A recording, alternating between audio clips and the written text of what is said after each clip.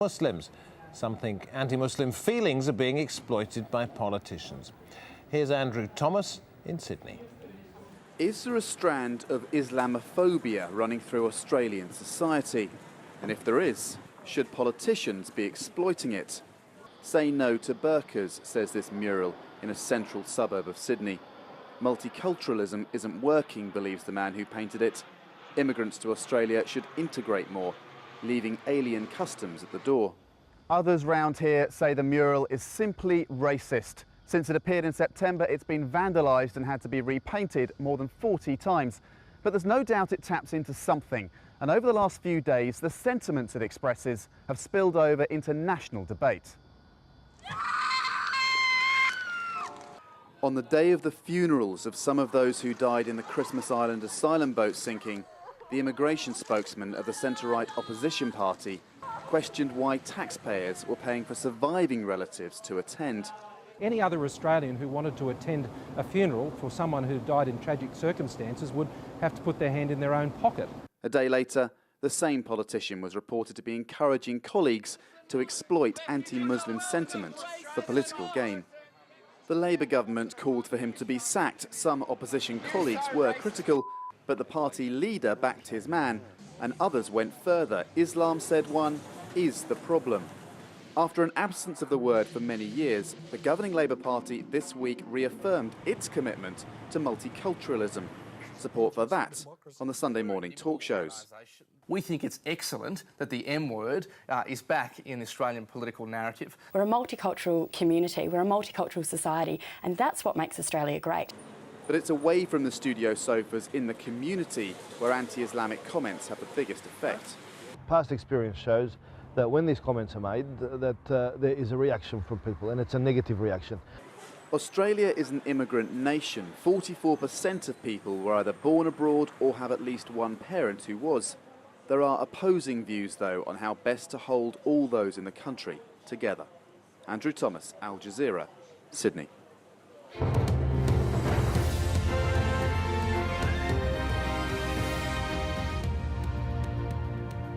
David Foster with the headlines for you here on Al Jazeera. In Libya, witnesses claim that thousands of people are gathering in a city outside the capital, Tripoli, calling for political reform. Residents of the country's second biggest city, Benghazi, say shots are being fired and that the police academy there has been set on fire. In Bahrain, protesters are still camped out at the Pearl roundabout in the capital, Manama. The demonstrators there want political reform as pressure increases on the ruling monarchy to begin talks with the opposition.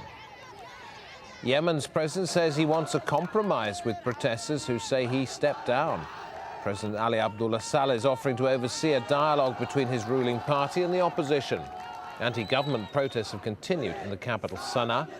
More than 1,000 protesters confronted about 50 government supporters, and shots are said to have been fired by both sides. Yoweri Museveni has been re-elected as Ugandan president with 68% of the vote. He's ruled the country for 25 years. His main rival, Kizza Besigye, took 26%. The opposition claims the results were rigged. The daughter of Iran's former president has been arrested in Tehran for taking part in a banned opposition rally. Fayezeh Rafsanjani is the daughter of Akbar Rafsanjani, who served as president between 1989 and 1997. She now stands accused of provocative behaviour. There have been opposition claims that police fired tear gas at protesters there. Opposition groups urging their supporters to return to the streets to mark a week since the deaths of 2 people killed in anti-government protests. Suez Canal officials have denied reports that 2 Iranian naval ships have sailed through the waterway, despite claims by Iranian state television that they've already passed through on the way to Syria.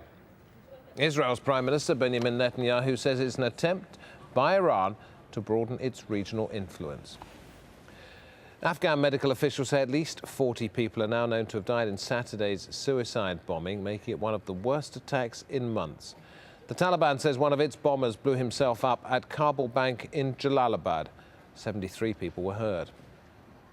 In Egypt, the pyramids have reopened for the first time since the revolution. Good for tourist industry, which accounts for more than 10% of the country's wealth. Around 1 million tourists left Egypt during the uprising, and that cost the country $1 billion. Now 101 East here on Al Jazeera.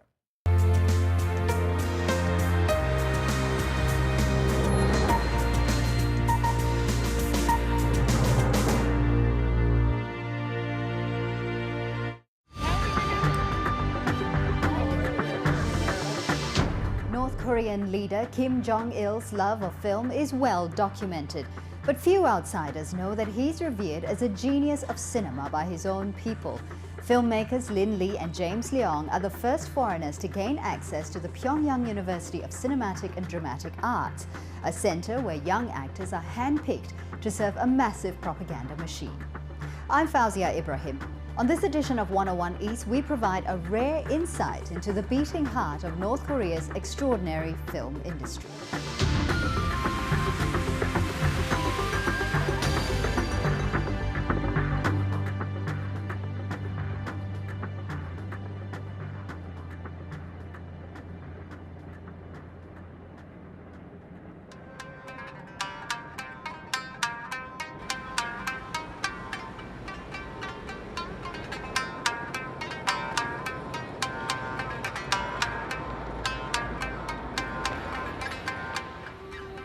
나는 어렸을 적에 어머니의 손목을 잡고 영화 촬영장을 많이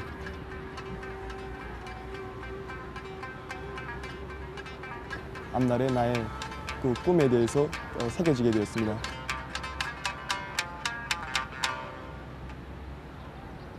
위대한 용도자 김정일 동지께서 민족문화유산 계승에 관한 사상과理論으로 튼튼히 무장하고 그래서 우리나라 역사와 문화에 대해서 잘 알아야 우리 민족적 긍지가 생기고 자부심이 생깁니다. 그러니까 우리 연기 형성에 더욱 도움이 되게. It's a clear summer day on the banks of the Taedong River in Pyongyang, North Korea. These young students from the country's elite film academy are attending an outdoor lecture.